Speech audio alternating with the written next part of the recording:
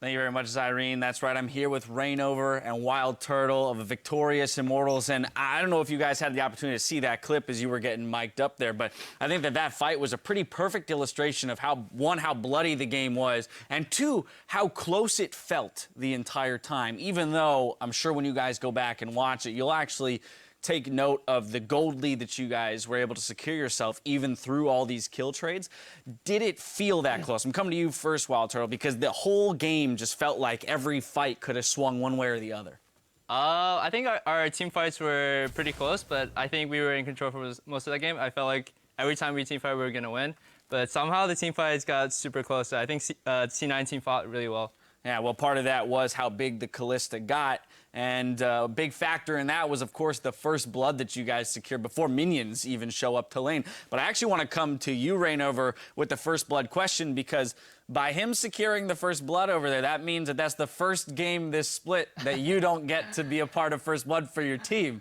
How does that feel, taking that statistic away from you?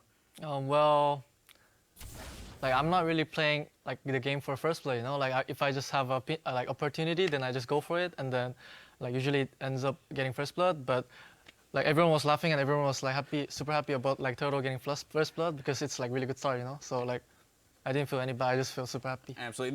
That didn't hinder your ability to have a good start either. I think very early on in the game we saw 4 kills on both of you, so a lot of gold coming into your pockets. As this game developed, though, fight after fight after fight, we saw 10 kills at 9 minutes, 15 kills at 12 minutes, 36 kills at 20 minutes. You know, it was just, how do you as a team approach a game like that seems to be operating at such a high speed that you almost can't think that quickly? How do you guys as a team figure out what your priorities are going to be when it just seems that every other second there's a fight starting? I think, like, if you see their picks and our picks, like, we really want to siege and to push out turrets when you have advantage, and then C9 is really good at engaging fights.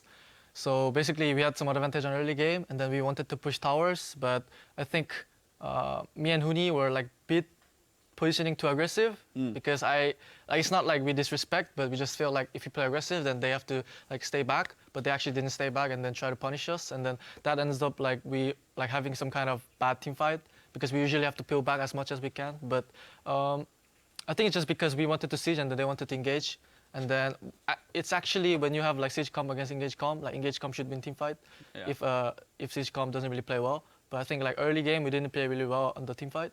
But mid game we had Fed Kallistar, so we kind of was focused on peeling. It was kind of the clash of the two styles, Yep. right? And so that's kind of how they met head to head. Speaking of the Callista, who ended up with like 13 kills in that game, you had the Maw, the Sterix. I mean, it just built into such a tanky ADC frontliner, basically, for the team. I actually want to get your opinion, though, on Jhin, because we got to see it come out this game. I know Sneaky's a big fan of it. It did, to some degree, impress with what it did. Of course, you guys got the first blood and a couple early kills, but what is your opinion of Jhin as an ADC and where he kind of falls into the tier? I think Jhin is pretty strong in terms of like poking and like cleaning up fights, but I think like his laning is very weak because he's always prone to getting all in. And if you get all in as a Jhin, he can't really fight that well because his attack speed is like really low. Exactly. His mobility is essentially running out of ammo. Yeah. He's like, now I can move. Yeah, so it's a little give and take there. Well, who knows? Maybe we'll get to see that opportunity again. That being said, you guys did leave it up.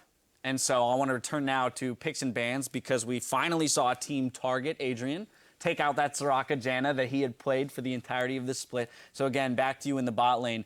Did it I kind of just want to get the team's opinion of the way that Cloud9 approached playing you, because it was different from what any other team has tried against Immortals yet so far, strategy-wise. I think banning out Adrian is cool, I guess, but like you can't really do anything even if you ban out Adrian, because Adrian has a pretty big champion pool. But he's played a lot of like Soraka and Gen X, so I see why teams want to ban that. But I think Adrian can just play any champion, and especially with the Callista too, so it doesn't really matter. Right, it kind of feeds into what we were talking about in our pregame, is how do you even approach going up against Immortals? Who do you ban out? We talked about, well, maybe you ban out the Adrian, maybe you attack Reignover because you do make so many plays around the map. Being 10-0, I have to, and having had experience on an 18-0 team, I want to ask you, what is your method of keeping the team on track and focused at improving and becoming better so that you don't, rest on your laurels and get a sneak game taken away from you?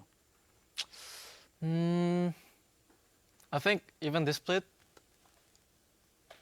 like there was a lot of games that we were behind early game. Like even there was like 6K, I think 5K gold lead that enemy had. But I think we just have like the mindset. Me and Huni especially had like mindset that, like even though the game is behind, we just assume that they're gonna make mistake, and then we just wait until they make mistake, And then when we're ahead, like we just try to just ensure that we're winning, and then just try to not make mistakes. So I think if you just focus on like being positive around the game, then I think it's like pretty.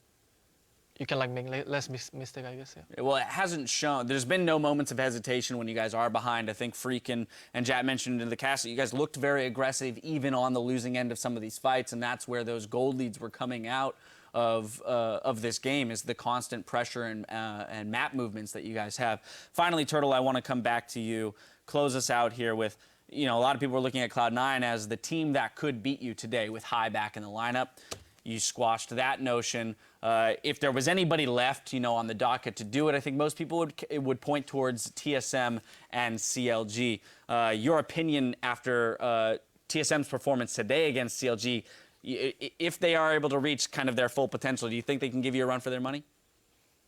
Yeah, I guess TSM... It's okay to say no. It's okay to say, we're going to squash them. I guess TSM can potentially take a game off us. It would just be a game I'm looking forward to, I guess. All right. Good. Nice political answer, Wildturtle. I was looking for you to be like, absolutely not.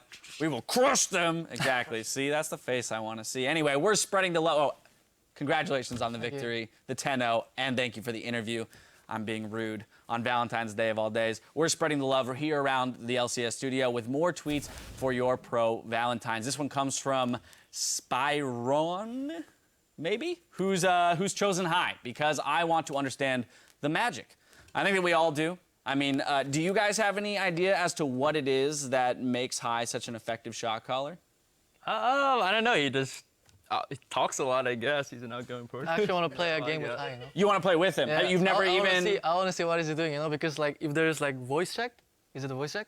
I actually played with High before. He actually does talk a lot. Yeah, like High's... like my check at the end of the game? Yeah. When I saw it, like High always like have a good shot call, or like good...